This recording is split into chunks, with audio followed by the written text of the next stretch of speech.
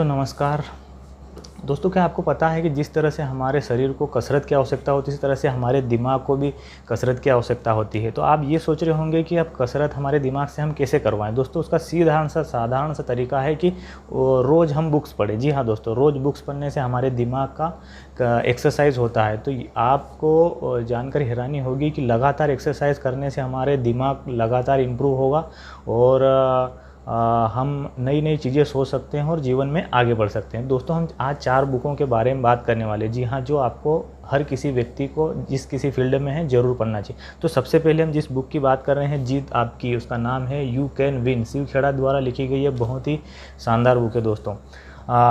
इस बुक में मैं आपको बता देता हूँ कि क्या है। दोस्तों इस बुक में जिस तरह से हम कोई मकान बनाते हैं, उसके पहले हम नक्शा या मैप तैयार करते हैं, उसी तरह से हम अपने जीवन को, इतने अमूल्य जो जीवन हमारा है उसके बारे में हमारे पास कोई रोड मैप नहीं है कि हम आगे क्या करने वाले हैं, आगे 5 साल में क्या करने वाले, आगे 10 साल में क्या करने वाला, हमारा एम क्या है, हमारा उद्देश्य क्या है। ये किसी व्यक्ति को, मैक्सिमम लोगों को ये पता नहीं होता है दोस्तों। तो इसी से संबंधित ये सारी जो बातें हैं इसमें लिखी गई दोस्तों। जीत आपकी, इसमें पूरी, अगर आप इससे पूरा पढ़ते हैं और जीवन में इससे जो कुछ सीखते हैं और इम्प्लीमेंट करते हैं, तो मेरे ख्याल से आपके जो जीवन, आने वाला जीवन है, जिस तरह से आप अपने सपने देखते हैं और उनको किस तरह से पूरा कर सकते हैं, इस सारी चीज़ों के बारे में इसमें बहुत ही अच्छा दिया हुआ है कि किस तरह से हम अपने जीवन के बारे में सोच सकते हैं, अपने ड्रीम्स बना सकते हैं, गोल सेट कर सकते हैं और उन्हें कैसे अचीव कर सकते हैं।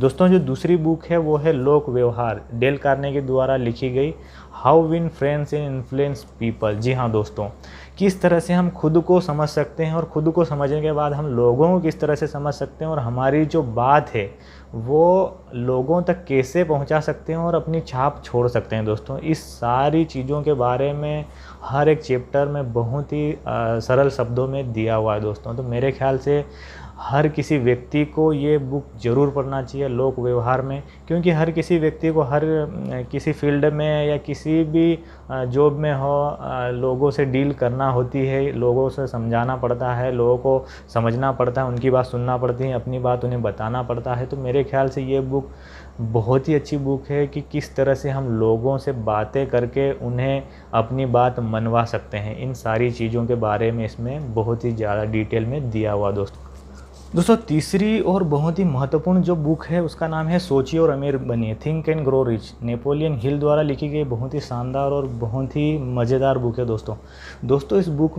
बुक को तैयार करने में उन्हें 500 से ज़्यादा लोगों पे इन्होंने रिसर्च की और बहुत साल लगे, तब जाके इन्होंने ये बुक पब्लिश की दोस्तों। सोचिए और अमीर बनिए, नाम से ही पता चल रहा, सोचो और अमीर बनो। दोस्तों हमारे दिमाग में रोज़ तमाम तरह के लाखों विचार आते हैं, लेकिन लाखों विचार में से हमारे काम के बहुत ही कम होते हैं, क्योंकि हम जिस चीज़ के बारे में सोच रहे हैं, हमारे जो सपने हैं, उन सपनों को पूरा करने के लिए किस तरह के विचारों की आवश्यकता होती है और उन पर कैसे हम फोकस रह सकते हैं और अपनी लाइफ में जो हम मंजिल पाना चाहते हैं उन्हें कैसे हासिल कर सकते हैं, उस सारी बातों के बारे में इसमें जिक्र है दोस्तों। सोचिए और अमीर बनिए, बहुत ही शानदार बुक है। मेरे ख्याल से हर उस व्यक्ति को ये बुक पढ़ना चाहिए जो जीवन में कहीं ना कहीं अमीर बनना चाहता है और लाइफ में आगे बढ़ना चाहता है, उन्हें ये बुक ज़रूर पढ़ना चाहिए। और चौथी और अंतिम बुक है दोस्तों, उसका नाम है रिच डैड पुअर डैड। जी हाँ दोस्तों, रॉबर्ट कियोसाकी द्वारा लिखी गई है, बहुत ही शानदार और ज़बरदस्त बुक है दोस्तों और बेस्ट सेलर बुक रह चुकी है दोस्तों ये। और रिच डैड पुअर डैड नाम से ही पता चल रहा है, इसमें रॉबर्ट कियोसाकी के 2 फादर होते हैं, एक रिच और एक पुअर। जी हाँ दोस्तों, जो रियल फादर होते हैं वो बहुत ही पुअर होते हैं, एक टीचर होते हैं और ट्रेडिशनल तरीके से काम करते हैं और जीवन में आगे बढ़ने की कोशिश करते हैं। लेकिन वहीं दूसरी तरफ जो इनके दोस्त के फादर होते हैं वो बहुत ही रिच होते हैं, वो बहुत कम पढ़े लिखे होने के बावजूद भी वो जिस शहर में रहते हैं वहाँ के सबसे अमीर और प्रतिष्ठित व्यक्ति होते हैं दोस्तों। तो ये दोनों तरह के जो इनके फादर हैं उनसे बहुत कुछ सीखते हैं और अपनी लाइफ में इम्प्लीमेंट करते हैं और वो आगे बढ़ते हैं।